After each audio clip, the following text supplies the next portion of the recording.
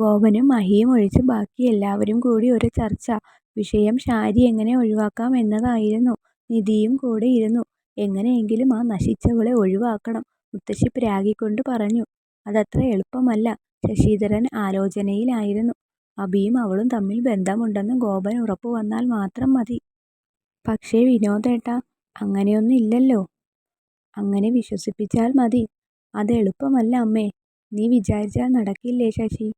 എങ്ങനെ? അതാ ആലോചിക്കുന്നത്. അഭി അവളെ ചെന്ന് ഇടയ്ക്കിടെ കണ്ടാലും കാര്യമില്ല. അവൾ അവനെ അടുപ്പിച്ചില്ലെങ്കിൽ പദ്ധതി പാളും. നാശം. വേറെ വഴിയൊന്നുമില്ലേ? ശരിക്കും അവനോട് സ്നേഹം തോന്നില്ലേ അവൾക്ക്? ചേട്ടനല്ലേ പറഞ്ഞത് പണ്ടവര് സ്നേഹത്തിലായിരുന്നു എന്ന്. എൻ്റെ വിനോദേ, അതൊക്കെ പണ്ടല്ലേ. അത് വെച്ച് ഇപ്പോൾ ചെന്നിട്ട് കാര്യമുണ്ടോ? പിന്നെ എന്തു ചെയ്യും? ആലോചിക്ക്. അവസാനം എല്ലാം പാഴാകരുത്. എൻ്റെ ഗോപന് വേണ്ടിയാണ് ഞാൻ ഇതെല്ലാം ചെയ്യുന്നത്. പക്ഷേ ഒടുക്കം അവൻ എന്നെ തള്ളിപ്പറയുന്ന അവസ്ഥ വരരുത്. അത് കേട്ടപ്പോൾ ശാലിനി നിധിയുടെ ചെവിയിൽ പറഞ്ഞു. ഇയാൾക്ക് മഹിയോട് ഒരു സ്നേഹവും ഇല്ലടി. മഹി ഇയാളുടെ മകനല്ലേ? നിധി അമ്മയെ ഒന്ന് നോക്കി. ചിലപ്പോൾ ആയിരിക്കും. ശേഷം അവൾ അയാളെ നോക്കി. എന്ത് ചെയ്യണമെന്നറിയാതെയുള്ള ഇരിപ്പായിരുന്നു അയാൾ. അങ്കിൾ. അയാൾ അവളെ നോക്കി. ശാരി അഭിയെ വിവാഹം ചെയ്യും. അതില്ലെങ്കിൽ ചേട്ടനെ ഉപേക്ഷിക്കും. രണ്ടായാലും ഓക്കെ അല്ലേ? അവൾ സ്വയം ഒഴിഞ്ഞുപോയാൽ അത് തന്നെയല്ലേ നല്ലത്. പിന്നെ ഒരു പ്രശ്നമുള്ളത് എന്നും അവൾ ഗോപന്റെ ജീവിതത്തിൽ ഒരു ഭീഷണിയായിരിക്കും. അപ്പോൾ അവൾ അഭിയെ വിവാഹം ചെയ്താൽ പിന്നെ പേടിക്കണ്ട. രണ്ടാമത്തെ കാര്യം എനിക്ക് ഉറപ്പ് പറയാൻ പറ്റില്ല. പക്ഷെ ആദ്യത്തേത്, അത് നടക്കും. അറിയില്ല. നോക്കാം. എന്നെക്കൊണ്ട് പറ്റും. അതിനുള്ള ആയുധം എൻ്റെ കയ്യിലുണ്ട്. ഒരു വജ്രായുധം. എന്താ മോളെ അത്? ശശിധരൻ ആകാംക്ഷയോടെ ചോദിച്ചു. എല്ലാവർക്കും കൗതുകം കൂടി. പക്ഷേ എനിക്കൊരു വാക്ക് തരണം. എന്താ മോളെ? നീ എന്തു ചോദിച്ചോ? ശശിധരൻ ഉറപ്പു നൽകി. വേറെ ആരെയും ചേട്ടൻ കല്യാണം കഴിക്കാൻ പാടില്ല. ചേട്ടന് ഇനി ഒരു വിവാഹമുണ്ടെങ്കിൽ അത് ഞാനുമായിട്ടാകണം. അവൾ ആ ആവശ്യം എല്ലാവരോടുമായി പറഞ്ഞു. മുത്തശ്ശി ഞെട്ടി. പക്ഷേ ശശിധരൻ അത് കേട്ട് ഞെട്ടലൊന്നും ഉണ്ടായില്ല. അയാളൊന്നു ചിരിച്ചു. നിധിയുടെ ആവശ്യം അതല്ലാതെ ഏതാകാൻ? എന്താ പറ്റില്ലേ? അവൾ അല്പം ദേഷ്യത്തിൽ തന്നെ ചോദിച്ചു. പറ്റും. അയാൾ അങ്ങനെ പറഞ്ഞത് ഏവരെയും ആശ്ചര്യപ്പെടുത്തി. ശശി, നീ? മുത്തശ്ശി മകനെ നോക്കി. നിധി നല്ല കുട്ടിയല്ലേ അമ്മേ? നമ്മുടെ ഗോപന് ഏറ്റവും യോജിച്ച പെണ്ണ്. അയാൾ പറഞ്ഞു. നിധിക്കത് കേട്ടതും എന്തെന്നില്ലാത്ത സന്തോഷമായിരുന്നു. ചേട്ടൻ പക്ഷേ? വിനോദിന് സംശയമായി. ഞാൻ പിന്നെ ആലോചിച്ചു. നിധി തന്നെയാണ് അവന് ചേരുന്നത്. ഞാനിത് അങ്ങോട്ട് പറയാനിരിക്കുകയായിരുന്നു. അപ്പോഴേക്കും മോള് ഇങ്ങോട്ട് ആവശ്യപ്പെട്ടു. അച്ഛാ, ഞാൻ അച്ഛനോട് തെറ്റായിട്ട് എന്തെങ്കിലും പറഞ്ഞിട്ടുണ്ടെങ്കിൽ? ഒരിക്കലുമില്ല മോളെ. നീ തെറ്റൊന്നും പറഞ്ഞിട്ടില്ല. ചേരേണ്ടവർ ചേരൂ. കാലം നിങ്ങളെ ഒന്നിപ്പിച്ചു. അങ്ങനെ കണ്ടാൽ മതി. നിധിയുടെയും ശാലിനിയുടെയും വിനോദിന്റെയും ഒക്കെ മുഖം തെളിഞ്ഞു. പക്ഷേ മുത്തശ്ശിയുടെ മുഖം കടന്നല് കുത്തിയതുപോലെ ആയിരുന്നു. എന്താ മോളെ ആ ആയുധം? അയാൾക്ക് അറിയേണ്ടത് അതായിരുന്നു. അത് ഞാൻ തന്നെ പ്രയോഗിച്ചോളാം. അച്ഛൻ ടെൻഷൻ അടിക്കേണ്ട. ആഹാ. അയാൾ ചിരിച്ചു. പിന്നെ വീണ്ടും. എങ്കിൽ ശരി. നീ തന്നെ ആ ജോലി ചെയ്ത് തീർത്തോ. എത്രയും വേഗം വേണം. ശാരി അഭിയെ വിവാഹം ചെയ്താൽ പിറ്റേന്ന് നിങ്ങളുടെ കല്യാണം ഞാൻ നടത്തിത്തരും. അല്ല ചേട്ടാ, മഹിയായിട്ട് വിവാഹബന്ധം ഏർപ്പെടുത്താതെ വിനോദ് സംശയം ചോദിച്ചു. അതിന് വിവാഹം കഴിഞ്ഞാലല്ലേ? ഇതൊക്കെ ഒരു നിസ്സാര കാര്യമല്ലേ? രേഖയൊക്കെ നശിപ്പിക്കാനാണോ പാട്? അതൊന്നും നിങ്ങൾ ആലോചിക്കണ്ട. മോള് ശാരിയെ ഒഴിവാക്കുന്ന ജോലി ചെയ്ത് തീർക്ക്. അപ്പോഴേക്കും ഗോപന്റെ കാറ് വന്നിരുന്നു. അവൾ അങ്ങോട്ട് നോക്കി. പിന്നെ അച്ഛനെ നോക്കി പറഞ്ഞു. അത് ഞാൻ ഏറ്റു അച്ഛാ. അവൾ സന്തോഷത്തോടെ എഴുന്നേറ്റു. ഗുഡ് നൈറ്റ് അവൾ എല്ലാവരോടുമായി പറഞ്ഞു. പിന്നെ അവിടെ നിന്നും പോയി. ഇപ്പോഴാ എൻ്റെ മോളൊന്ന് ചിരിച്ചത്. വിനോദ് സമാധാനത്തോടെ ശാലിനിയെ നോക്കി. നിങ്ങളും പോയി കിടക്ക്. എനിക്ക് കുറച്ച് പണിയുണ്ട്. അയാൾ ഇരുവരെയും ഒന്നുകൂടി പുഞ്ചിരിച്ച് കാണിച്ചു. രണ്ടുപേരും നല്ല സന്തോഷത്തിൽ. Good night. ഓക്കെ പറഞ്ഞു അവിടെ നിന്നും പിരിഞ്ഞു. മുത്തശ്ശിയുടെ തുറിച്ചുനോട്ടം അപ്പോഴും തുടർന്നു. അമ്മയ്ക്ക് എന്താ? മഹിയുടെ കാര്യം കൂടി നീ ഓർക്കണം. എൻ്റെ അമ്മേ, ഞാനൊന്നും കാണാതെ എടുത്തുചാടി പെരുമാറുമോ? അപ്പോൾ നീ അവളോട് പറഞ്ഞത് വെറുതെ? എടാ, നീ എല്ലാം എങ്ങനെ ഹാൻഡിൽ ചെയ്യണമെന്ന് എനിക്കറിയാം. അയാൾ എല്ലാം മനസ്സിൽ കണക്ക് കൂട്ടി വെച്ചിരുന്നു. നിധി ഓടിച്ചെന്ന് നിന്നത് തിണ്ണയിലേക്ക് ആയിരുന്നു.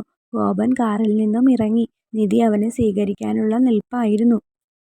എന്താ ചേട്ടാ വൈകിയത്? അവൾ അതും ചോദിച്ചുകൊണ്ട് അവൻ്റെ കയ്യിലെ ബാഗ് മേടിക്കാനൊരുങ്ങി. വേണ്ട. അവനത് സമ്മതിച്ചില്ല. ഞാൻ എടുത്തു വെച്ചോളാം ചേട്ടാ. എന്തിന്? എൻ്റെ ജോലികളെല്ലാം ഞാൻ തന്നെ ചെയ്തോളാം. അവൻ അകത്തേക്ക് ചെന്നു. നേരെ അവൻ്റെ മുറിയിലേക്ക് നടന്നു. കുളിച്ചിട്ട് വേണം അമ്മയുടെ അടുത്തേക്ക് ചെല്ലാൻ. മുറിയുടെ ഉള്ളിലേക്ക് കയറാൻ പ്രവേശനം കിട്ടിയില്ല. അതിനു മുമ്പ് അവൻ വാതിലടച്ചു. ഞാൻ വൈകാതെ ഇതിനകത്ത് കയറിക്കോളാം, അവൾ മനസ്സിൽ പറഞ്ഞു. പെട്ടെന്ന് തന്നെ കുളിയൊക്കെ കഴിഞ്ഞ് അവൻ അമ്മയുടെ മുറിയിലേക്ക് ചെന്നു. പിന്നാലെ നിധിയും. അവൻ അമ്മയുടെ അടുത്ത് ചെന്നിരുന്നു. അവരുടെ മുഖമൊക്കെ ആകെ തടിച്ചിരുന്നു. ഇതെന്തു പറ്റിയതാ? അവൻ അമ്മയുടെ കവിളുകളിൽ പതിയെ തൊട്ടു. വേദന കൊണ്ട് അവരുടെ കണ്ണുകൾ നിറഞ്ഞു.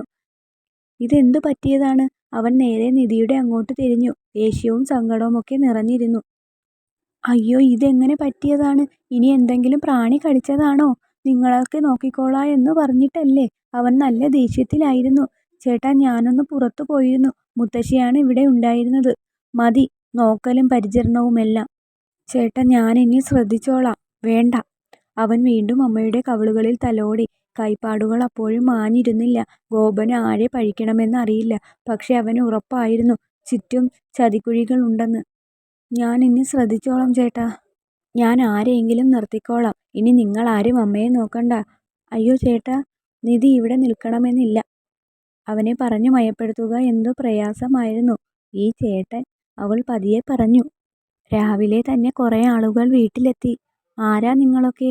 ശശിധരൻ പത്രം വായിക്കാൻ തിണ്ണയിൽ ഇരിക്കുന്നുണ്ടായിരുന്നു. ഗോപൻ സാറ് അകത്തുണ്ട്. CCTV വെക്കാൻ വരണമെന്ന് പറഞ്ഞിരുന്നു. എവിടെ? വീട്ടിലോ? അതെ. അവൻ എന്നോടൊന്നും. അയാൾ ആലോചിച്ചു. ഗോപൻ വാഹനത്തിന്റെ ശബ്ദം കേട്ട് പുറത്തേക്ക് ഇറങ്ങി വന്നു. സാർ, ഞങ്ങൾ. മനസ്സിലായി. അകത്തേക്ക് പൊയ്ക്കോ. എല്ലായിടത്തും ഫിറ്റ് ചെയ്തോ? Okay sir.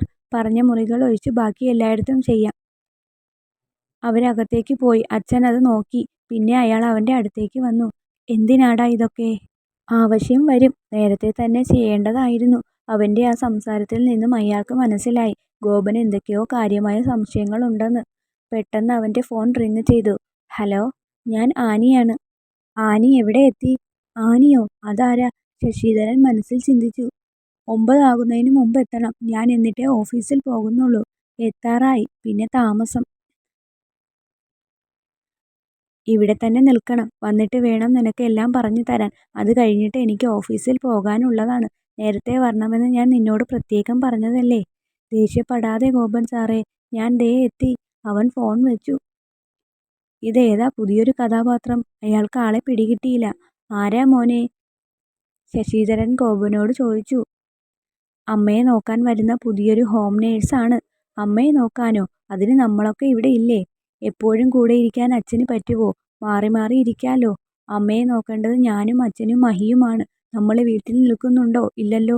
അതുകൊണ്ട് ആണ് ഒരാളെ നിർത്തുന്നത്. നീ പറഞ്ഞത് ശരിയാണ്. വരുന്ന പെണ്ണിനെ നിനക്ക് അറിയാവുന്നതാണോ? നന്നായിട്ട് അറിയാവുന്നതാണ്. ശരി, നിന്റെ ഇഷ്ടം. ഒരു സ്കൂട്ടി ചീറിപ്പാഞ്ഞു അകത്തേക്ക് വന്നു. ഗേറ്റിന്റെ ചെറിയ സ്പേസിലൂടെ അവൾ ആ സ്കൂട്ടിയുമായി വേഗത്തിൽ വന്നു. അത് നേരെ നിയന്ത്രണം കിട്ടാതെ മുൻപിൽ കിടന്ന കാറിൽ ചെന്ന് ഒരിടി. അവൾ അല്പം താഴേക്കും. ഗോപൻ തിണ്ണയിൽ തന്നെ ഉണ്ടായിരുന്നു. അവൻ ഓടി അങ്ങോട്ട് ചെന്നു. നല്ല ശബ്ദമായിരുന്നു ആ ഇടിക്ക്. അകത്തു നിന്നും എല്ലാവരും ഓടി പുറത്തേക്ക് വന്നു. ഗോപൻ അവളുടെ അടുത്ത് ചെന്നു. അവൻ അവളെ പിടിച്ചെഴുന്നേൽപ്പിച്ചു. നിധിയും അമ്മയും മുത്തശ്ശിയും ഒക്കെ അവിടെ തന്നെ നിന്നു. ആനി മുഖത്തെ ഹെൽമെറ്റ് എടുത്തു മാറ്റി. അവളെ കണ്ട മാത്രയിൽ തന്നെ നിധിയുടെ മുഖമൊന്ന് വാടി. ഞാൻ പെട്ടെന്ന് വരാൻ വേണ്ടി. അവൾ ചിരിച്ചുകൊണ്ട് അവനെ നോക്കി. കുറച്ചുകൂടി വേഗത്തിൽ വരായിരുന്നല്ലോ നിനക്ക്. അതാകുമ്പോൾ. പ്ലീസ് ഗോപൻ ചേട്ടാ, എന്നെ വഴക്കു പറയരുത്. അവൾ കൊഞ്ചിക്കൊണ്ട് അവനെ നോക്കി. നിധിക്ക് അത് തീരെ പിടിച്ചില്ല. പിശാച്, ഇനി ഇവളുടെ ഒരു കുറവ് കൂടെ ഉണ്ടായിരുന്നുള്ളൂ. നിധി പിറുപിറുത്തു. എന്തായാലും അവളെ കണ്ടതും മുത്തശ്ശിക്ക് സന്തോഷമായി.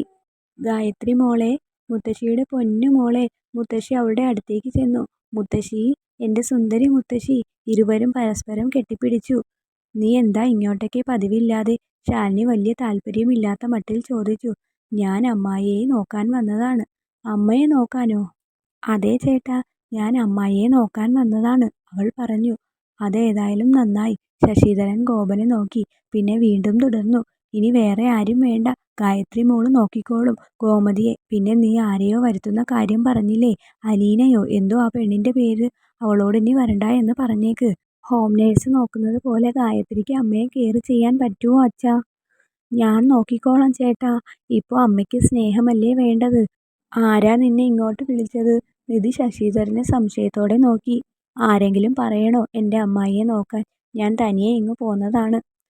അത് നന്നായി മോളെ. നീ കയറി വാ. മുത്തശ്ശി അവളുടെ തലയിൽ തലോടി.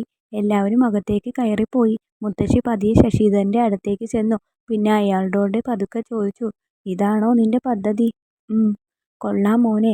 ഗായത്രി ഗോപന് നന്നായി ചേരും. ഇവിടെ നിന്നും അവൾ ഗോമതിയെ നന്നായിട്ട് നോക്കിയാൽ ഉറപ്പായും ഗോപൻ അവളെ ഇഷ്ടപ്പെടും. അത് തന്നെയാണ് എൻ്റെ പ്ലാനും. നിധിക്ക് ഉറപ്പായിരുന്നു ഇതിൻ്റെ പിന്നിൽ ശശിധരൻ തന്നെയാണെന്ന്. നിന്റെ പ്ലാനൊക്കെ മനസ്സിൽ വെറുതെയാണ് ശശി. ഞാൻ ജീവിച്ചിരിക്കുമ്പോൾ അത് നടക്കില്ല, അവൾ മനസ്സിൽ ചിന്തിച്ചു.